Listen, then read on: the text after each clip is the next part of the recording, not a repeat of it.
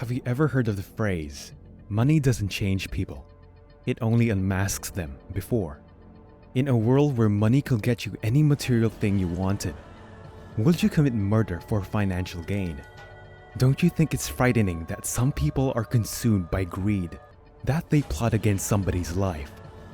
Today, as we explore the case of Dr. Teresa Sievers, a holistic medicine practitioner who met her untimely demise in her own home in Bonita Springs, Florida, we will uncover a tragic story with numerous twists and turns, unveiling a web of betrayal, conspiracy, and financial motives, ultimately leading to the arrest of those who were responsible for her death.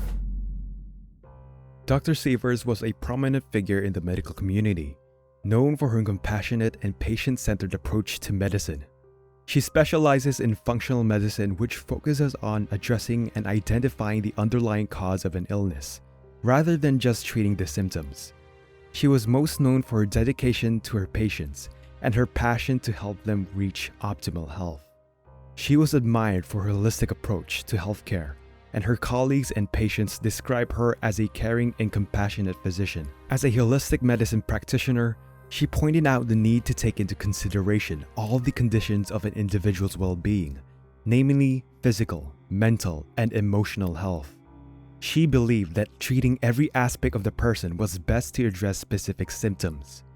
Dr. Sievers was committed to assisting her patients in achieving optimal well-being through customized treatment regimens, lifestyle changes, and integrative therapies.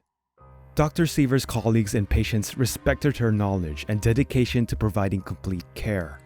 She was noted for listening to her patients' issues and addressing their specific requirements.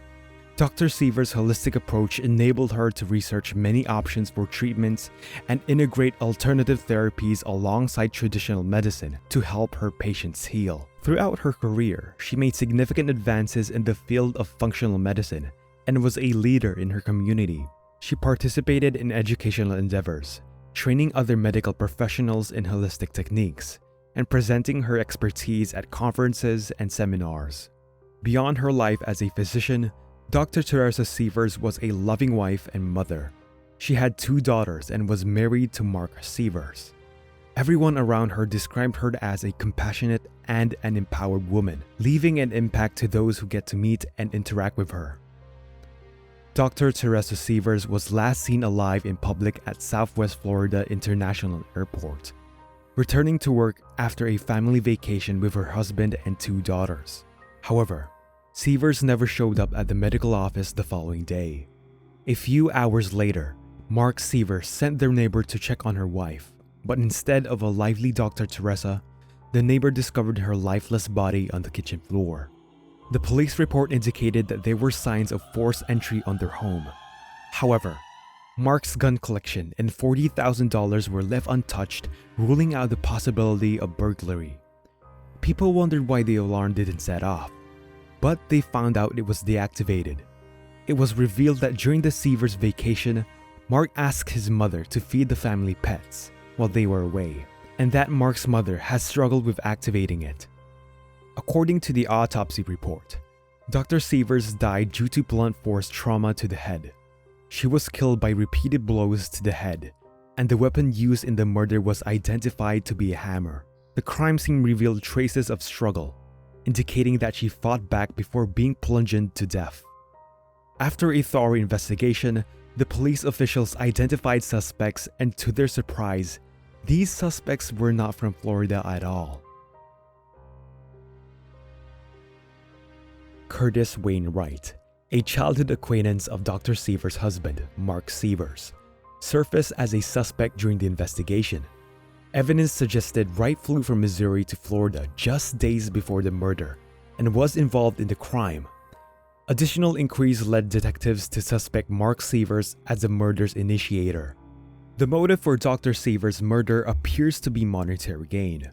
Mark Sievers was accused of orchestrating the crime in order to collect a large life insurance policy. Furthermore, the relationship was said to be going through marital and financial issues. Authorities suspected Mark Sievers' motivation of plotting his wife's murder was influenced by these considerations. However, Wayne wasn't the only suspect the investigators identified. Jimmy Rogers was also identified as one of the suspects. Jimmy Rogers was Wayne's acquaintance he befriended during his time in prison for drug possession. Unironically enough, Jimmy had a nickname, the Hammer. Apparently, Mark hired his childhood friend Wayne Wright to help murder his wife. It was reported that Mark offered Wayne a hefty sum in order to motivate him to help. While Mark hired Wayne Wright, Wright hired Jimmy the Hammer Rogers. Wright offered to pay Rogers approximately $10,000. However, Mark was unaware that Wayne hired Jimmy Rogers. Investigators pieced together the whole timeline of their attempt to kill Dr. Sievers by using the GPS system in their rental car, data from cell phone towers, and security camera footage. Investigators believe Rogers and Wright arrived at the Sievers, Florida house around 6 a.m. after driving all day and night. On the 28th of June 2015, police suspect the two males broke into the home, deactivated the alarm, and re-entered the car for another trip. The next location indicated by the GPS device was a nearby Walmart.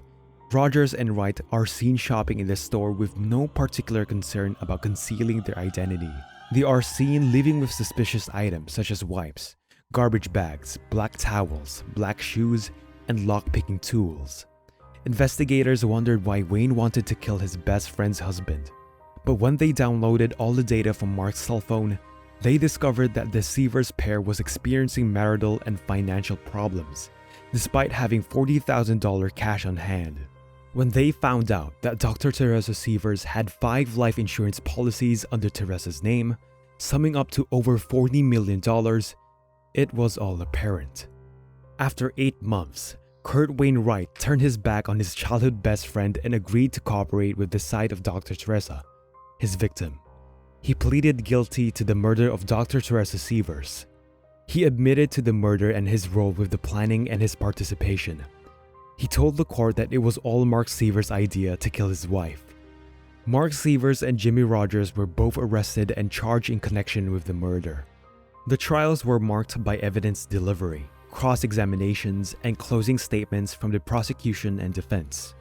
To construct a compelling narrative, the prosecution relied on the witness testimony, forensic analysis, and Wright's cooperation. The defense attempted to call the evidence into question and cast doubt on Wright's reliability.